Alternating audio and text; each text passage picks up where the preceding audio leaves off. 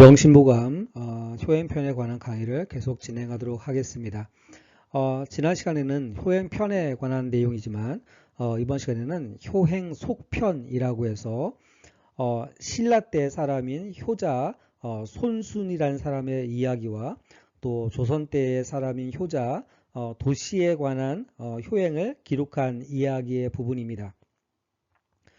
전편에서 효행편은 중국 고전에 나오는 부모님에게 효도해야 한다라고 하는 것을 깨닫게 하는 반면에 효행 속편은 우리나라에 있었던 효행의 본보기가 되는 신뢰를 소개한다는 점에 있어서 전통사회에 있어서의 효의 구체적인 실제적인 사례라고 말할 수가 있습니다. 그래서 오늘은 고전 이야기와 팔반가를 통해서 배우는 참된 도리에 관한 내용을 살펴보도록 하겠습니다. 첫 번째는 진심이 빚어낸 기적에 관한 내용입니다. 효자 손순과 도석의 이야기를 통한 고찰인데요. 먼저 효자 손순 이야기입니다. 손순의 효심과 하늘이 내린 석종이라고 하는 주제인데요. 효자 손순이 어떻게 효도했는지 제가 이야기를 한번 설명해 보겠습니다.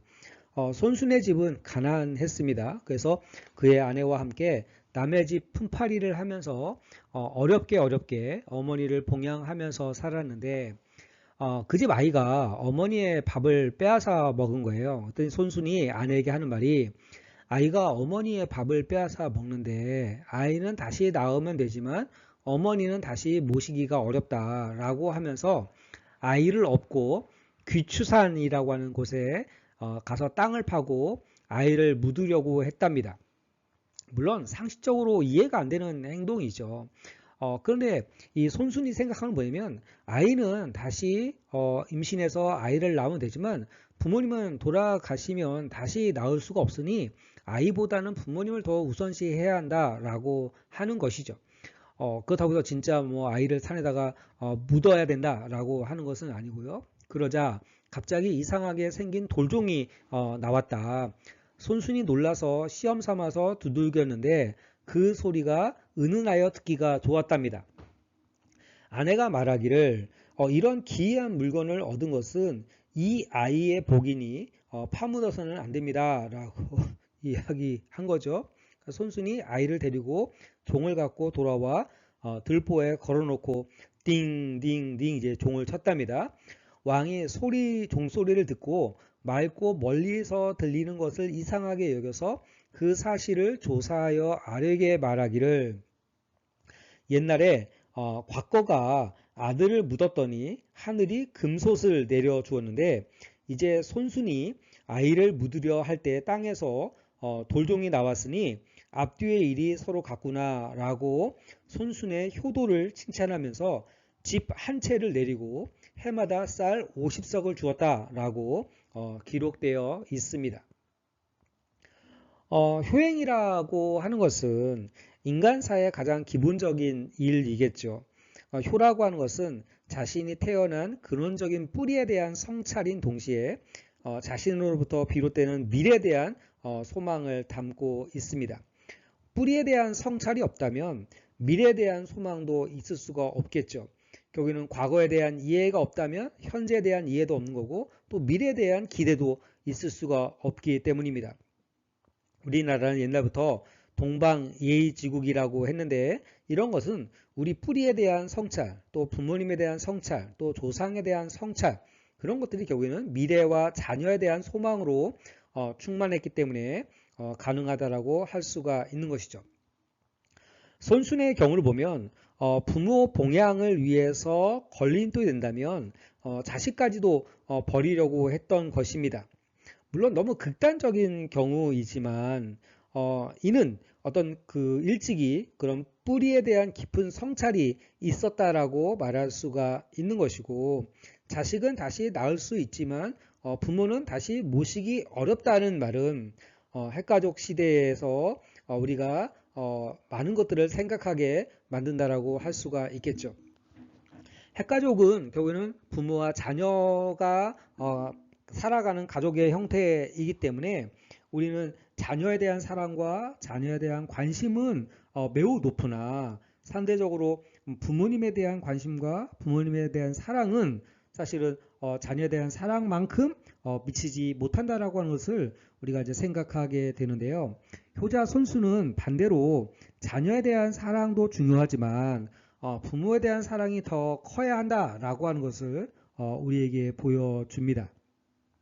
결국에 손순의 효심은 가난한 살림에서도 어머니를 먼저 생각하는 공경의 마음입니다. 우리가 보통 효도는 내가 경제적으로 여유가 있을 때 부모님에게 효도해야 된다라고 생각하지만 남의 집에 품팔이를 할 정도로 가난한 살림에서도 어머니를 부양하고 또 어머니를 먼저 생각하는 그런 공경의 마음이 손순의 효심의 내용에 포함되어 있습니다. 지극한 희생이죠. 어머니의 음식을 지키기 위한 아픈 결단입니다. 물론 상식적으로는 있을 수 없는 얘기입니다. 또 그럼 부모를 위해서 자녀를 살인해야 되는가? 라고 너무 극단적으로 해석할 일은 아닙니다. 결국에는 어머님의 음식을 지키기 위해서 결정하기 어려운 것조차도 내가 과감하게 결단하고 어머님을 위해서 내가 희생하겠다라고 하는 그런 메시지로 우리가 이해해야 할 것입니다. 세 번째는 이제 하늘의 응답이죠. 땅 속에서 발견된 신비로운 석종이 이제 발견된 것입니다. 그랬을 때 신라 국왕이 집과 곡식을 하사해서 그런 효도에 대한 보상과 축복을 받게 됐다라고 하는 내용이 효자 손순에 관한 내용입니다. 앞서 설명했던 것처럼 효라고 하는 것은 정신적인 효와 물질적인 효가 있되 우리가 물질적인 효도 중요하지만 가난한 삶에서도 부모님에 대해서 정신적으로 또 내가 할 수 있는 만큼의 물질적인 효가 진정한 효이고 그랬을 때 우리가 보상과 축복을 받는다라고 하는 메시지가 손순의 효심의 이야기에서 우리가 배울 수 있는 내용이라고 말할 수가 있겠습니다. 두 번째는 효자 도시의 이야기입니다. 효자 도시는 집안이 매우 가난했다고 그래요. 그래서 효성이 지극하였는데 숯을 팔아서 고기를 사서 어머니의 고기 반찬을 거르는 일이 없었다고 합니다. 하루는 저자에서 늦게 돌아오는데 내가 갑자기 고기를 낚아채어서 간 거죠. 그러니까 도시가 슬퍼서 집안에 이르렀더니 매가 이미 고기를 뜰에 던져 놓고 갔다라고 하는 것입니다. 하루는 병든 어머니가 철 아닌 홍시를 찾으셨다라고 하는 거죠. 여러분 철이 지금이야 뭐 슈퍼라든가 편의점이 많아서 뭐 한겨울에도 홍시를 찾으려고 하면은 이제 살 수가 있겠죠. 근데 이 조선시대 때는 철이 아니면 홍시를 찾는 것은 거의 불가능하지 않습니까? 결국에는 불가능하지만 어머니의 뜻을 효자 도시는 살핀 거죠. 도시는 홍시를 찾아서 온 숲을 헤매었는데 어느덧 날이 저물었습니다. 결국에는 홍시를 찾아서 숲을 헤맸다라고 하는 것은 단순하게 홍시를 찾는 문제가 아니라 목숨을 건 도전이라고 말할 수가 있겠죠. 아무래도 호랑이가 나타날 수도 있고 지금처럼 조명이 많은 시대가 아니기 때문에 낭떠러지에서 떨어져서 죽을 수도 있지만 우리가 일반적으로 생각하면 우리 어머니가 노망이 났구나. 이 한겨울에 무슨 홍시를 먹고 싶다고 하느냐라고 어머니를 구박했었을 수도 있으나 효자 도시는 그러지 아니하고 자기 목숨을 걸고 홍시를 찾아서 숲을 헤매고 있었던 것이죠. 그런데 호랑이 한 마리가 도시 앞에 여러 번 나타나 길을 막아섰는데 호랑이가 도시를 잡아먹겠다가 아니라 호랑이의 등에 타라고 하는 그런 것으로 이제 도시가 이해를 한 겁니다. 도시가 호랑이를 타고서 100여리 되는 산골 마을 인가에 이르러서 자는데 조금 후에 주인이 제사밥과 함께 홍시를 대접했다라고 하는 것이죠. 도시가 기뻐서 홍씨의 내력을 묻고 또 자기 사정을 설명하니까 주인이 답하기를 돌아가신 아버지가 감을 좋아하셨기 때문에 매년 가을이 되면 감 200개를 골라서 굴 속에 감추어 두지만 5월에 이르면 온전한 것은 7개, 8개에 불과하다. 당연히 그렇겠죠. 왜냐하면 지금처럼 뭐 냉장고가 있는 게 아니고 또 냉장고가 있다 하더라도 이게 그 오랫동안에 감을 보관하면 감이 상할 수밖에 없겠죠. 금년에는 50개가 온전하다 해서 이상하다라고 생각을 했다라고 하는 거예요. 그랬더니 이는 하늘이 그대의 효성에 감동한 것이다 라고 말하면서 효자 도시에게 20개를 내어 주었다라고 하는 것입니다. 도시가 살해하고 문 밖으로 나왔더니 호랑이가 그때까지 웅크리고 기다리고 있어서 그 호랑이를 타고 돌아오니 새벽닭이 울었고 후에 어머니가 천명을 다하고 돌아가시니 도시가 피눈물을 흘렸다라는 내용이 이 효자 도시의 이야기입니다. 지극한 효성은 하늘을 감동시킨다라고 하는 메시지이죠. 여기는 도시의 효성은 세상 만물도 감동시켰던 것이죠. 누구나 옳은 일을 하려고 한다면 세상 모두가 자기 편이 되지만 나쁜 일을 하려고 한다면 세상 모두가 등을 돌릴 것입니다. 도시는 부모의 봉양을 위해서 정성과 전력을 다했던 것이죠. 도시는 어머니를 봉양함에 있어서 숯을 팔아서 아마 이제 경제적으로 여유가 많지 않았겠죠. 고기 반찬을 거르지 않았고 때 아닌 홍시를 구하러 먼 길을 마다 않고 다녔던 것입니다. 때 아닌 홍시를 구하러 먼 길을 다녔다라고 하는 것은 아까 앞서 말씀드렸던 것처럼 자기의 목숨을 내놓은 그런 지극한 효성이라고 말할 수가 있겠죠. 효도라고 하는 것은 제물로서 하는 거칠애가 아니라는 것을 보여주고 자신의 마음과 몸을 다하여 부모를 기쁘게 해드리는 정성이 무엇보다도 중요하다라고 하는 것을 알 수가 있습니다. 이 효자 도시에 있어서의 내용들을 크게 세 가지로 우리가 살펴볼 수 있는데요. 첫 번째는 할고의 정성입니다. 어머니의 병환을 고치기 위해서 자신의 살을 베어서 공양한 극한의 효성을 말하는 것이죠. 여러분 우리가 보통 여러분 아마 어렸을 때 그런 얘기를 한 번 정도 들어보셨을 것 같은데 어머니가 병환에 있으니까 그 어머니에게 고기를 해 드리고 싶은데 내가 돈이 없어서 부모님에게 고기를 해 드릴 수가 없으니까 자기의 허벅지에 살을 베어서 그것을 부모님에게 고깃국을 끓여 드렸다라고 하는 설화가 전해 오기도 합니다. 물론 설화이기 때문에 그것이 뭐 역사적 사실이다라고 말하기는 어렵습니다. 하지만 자신의 허벅지 살을 베어서까지도 어머니의 병환을 고치기 위해서 노력한 그런 극한의 효성을 이제 우리가 보는 거죠. 그렇다고 해서 우리가 지금 우리의 허벅지에 살을 떼어다가 뭐 부모님에게 국을 끓여드려라 이런 극단적 해석이 아니라 그 정도로 내가 나를 희생하고 또 내가 인내하고 나의 고통을 감내하면서까지라도 어머니의 병환을 고치기 위해서 노력해야 하는 것이 효라고 하는 점을 보여주고 있는 것이죠. 여러분 실제로 요즘에 어머니가 또 아버지가 병환에 있게 되면 부모님을 버리는 자녀들도 굉장히 많습니다. 지난번에 강의에서 이야기했던 것처럼 어머니나 아버지를 요양원이나 요양병원에 버리고 전화번호를 바꾸는 사람들이 생각보다 굉장히 많다라고 그래요.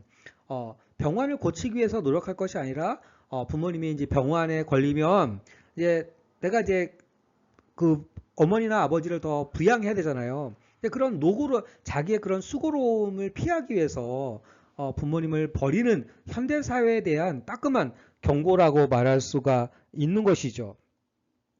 이랬을 때 할구의 이런 정성이 하늘을 감동시켰다라고 하는 것입니다.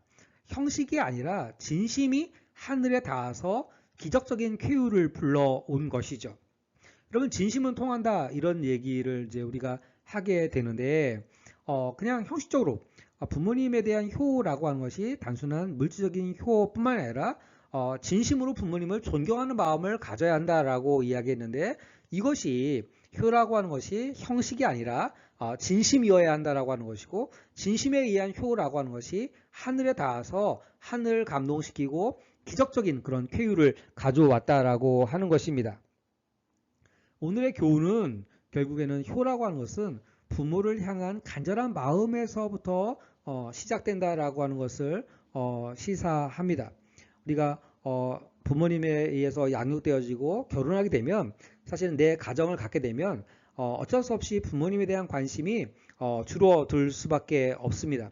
그럼에도 불구하고 나를 이 세상에 태어나게 해주시고 결국엔 나를 위해서 가장 큰 희생을 마다하지 않으신 부모님에 대해서 그런 간절한 마음을 갖는 것, 그것이 결국에는 효이고 효자 도시의 지성, 그러니까 아주 지극한 정성, 그랬을 때 하늘이 감동하게 된다라고 하는 것이 오늘 강의의 메시지라고 말할 수가 있습니다.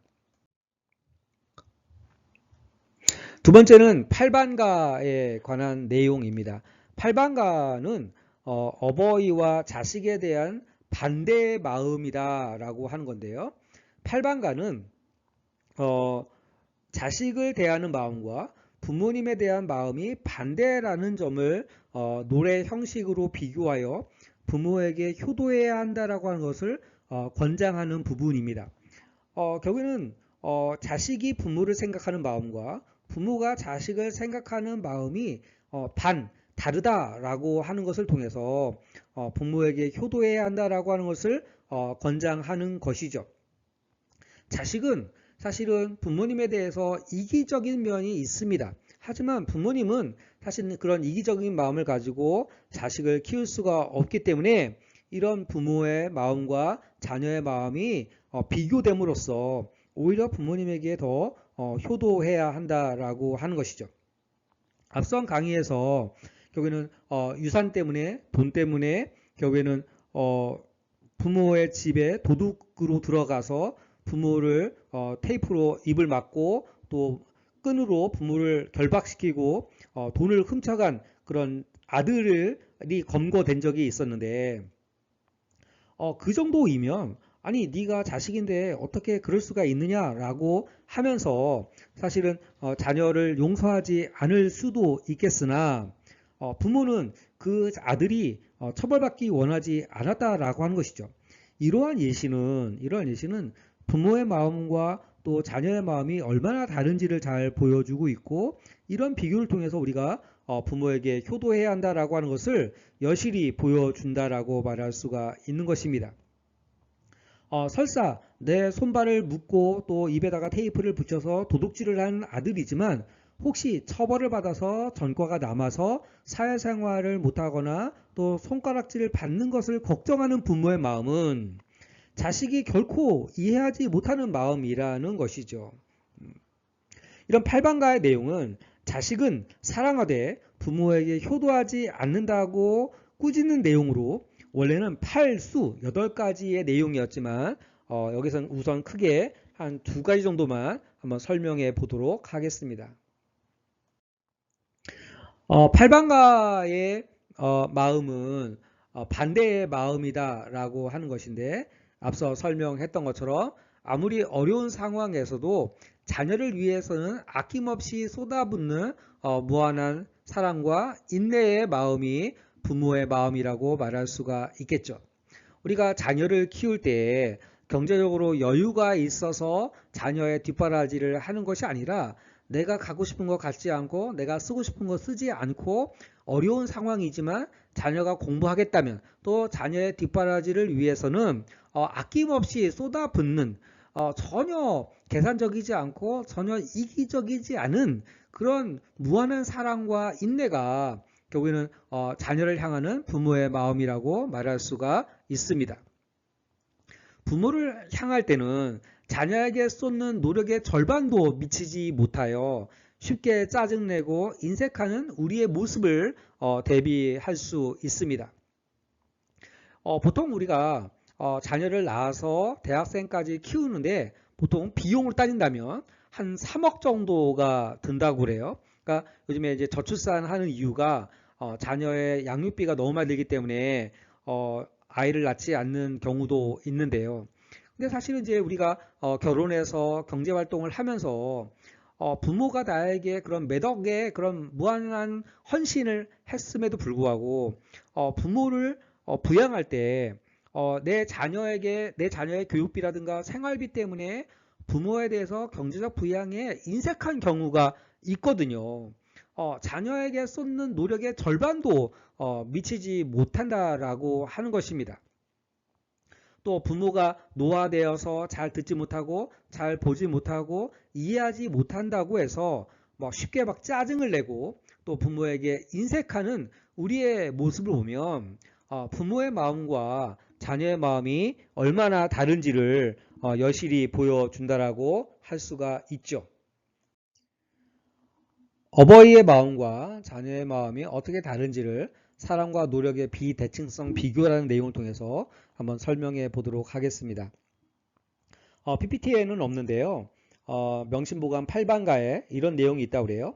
시장 약국에 아이들 살찌우는 약은 있어도 어버이를 건강하게 하는 것은 없으니 무슨 까닭에 두 가지를 달리 보는가. 우리가 아이들 건강에는 매우 민감합니다. 아이가 혹시 또래보다 키가 작지 않을까 해서 뭐 키 크는 약을 먹이기도 하고 또 각종 영양제를 먹이기도 하고 또 어디가 아프면은 혹시 잘못될까 봐 전전긍긍 하는 것이 일반적인 부모들의 태도들이죠. 근데 어버이의 건강에 대해서는 아이들, 자녀들의 건강만큼이나 신경 쓰지 않는다라고 하는 것입니다. 그러니까 결국에는 아이들이 건강한 것과 어버이가 건강한다라고 하는 것은 건강이라는 점에서 같은데 왜 두 가지를 다르게 보는가라고 하는 것이죠. 아이도 병이 나고 어버이 역시 병이 나는데 아이의 병 고치는 것은 어버이의 병 고치는 것에 비해서 비할 수가 없다라고 하는 것입니다. 보통 아이가 병에 걸리면 부모가 걱정과 수심에 빠지게 되고 잘 고친다는 병원을 찾아다니고 또 구할 수 있는 약들을 통해서 혹시 아이가 잘못될까봐 전전긍긍하는 것을 보게 되는데 어버이가 병에 걸리면 또 어버이 병 고치는 일에 있어서는 되게 무심하다라고 하는 것입니다. 뭐 부모님이 이제 나이가 드심에 따라서 병원에 갈 수 없기 때문에 병원에 모시고 가야 되는 것조차도 되게 귀찮아하고 또 짜증스러워하는 자녀들이 있다라고 하는 것이죠. 어떻게 보면은 아이들은 아직 어리거나 젊기 때문에 병이 나더라도 금방 회복할 수 있지만 사실은 어버이는 이제 점점 노화가 되기 때문에 한번 병에 걸리면 그 병을 고치기가 쉽지 않음에도 불구하고 부모님의 병 고치는 일보다는 아이 또는 자녀의 병 고치는 일에 더 전념한다라고 하는 것입니다. 고려시대 거란에서 귀화한 위초라는 사람은 아버지가 모진병에 걸려서 고생하자 의원을 찾아가 나을 방도를 알려달라고 했답니다. 그러자 의원이 자네의 살코기로서 고칠 수 있겠다라고 하였습니다. 이 말을 들은 위초는 집으로 돌아와서 망설임도 없이 자기 넓적다리를 살을 베어서 만두 속에 넣었습니다. 그리고 아버지에게 그 만두를 잡수시게 하였더니 얼마 뒤 아버지의 병이 깨끗하게 나았다. 자, 이런 옛날 예화에서도 볼 수 있는 것처럼 결국에는 이 세상에 하나뿐인 부모이니 온몸을 바쳐서 극진히 보살펴야 할 것입니다. 물론 자기의 넓적다리에 살을 베어서 아버지에게 만둣국을 끌어들이는 것은 합리적이거나 이성적인 선택은 아닐 수 있습니다. 하지만 그 정도로 온몸을 바쳐서 부모님의 병 고치는 일에 진심을 다하는 것이 팔방가에서 말하는 효도의 방법이라고 할 수가 있을 것입니다. 자녀를 향하는 마음은 애라고 말하고 부모를 사랑하는 마음은 효라고 하는데 자녀에게는 전 재산을 들여서라도 고치려고 하는 마음을 가지는 반면에 부모를 향한 마음에는 약값과 병원비를 아까워하면서 고민하는 그런 모순된 또 반대된 마음을 갖는다라고 하는 것이죠. 음식의 경우에는 좋은 것만 골라서 배불리 자녀에게 먹이려는 마음을 가지는 반면에 부모를 향한 마음에는 봉양하는 것을 짐으로 여기고 불평하는 마음을 갖는다는 점에서 팔반과 반대되는 마음을 갖는다라고 하는 것이고요. 자녀를 향하는 마음에는 배설물도 깨끗하다라고 해서 직접 치우는 그런 마음을 가지는 반면에 부모의 눈물과 콧물을 더럽게 여기는 그런 반대되는 마음을 가진다라고 팔반가는 이야기함으로써 역설적으로 부모님에 대한 효를 해야 한다라고 역설하고 있는 장이라고 할 수가 있겠습니다. 오늘은 효자 도시와 효자 손순의 효도에 관한 이야기, 그다음에 팔반가에 있어서 병 고치는 부모님의 마음과 자녀의 마음이 서로 반대되는 마음에 팔반가를 들어서 효도에 관한 내용을 강의했습니다. 오늘 강의는 이 정도만 하겠습니다.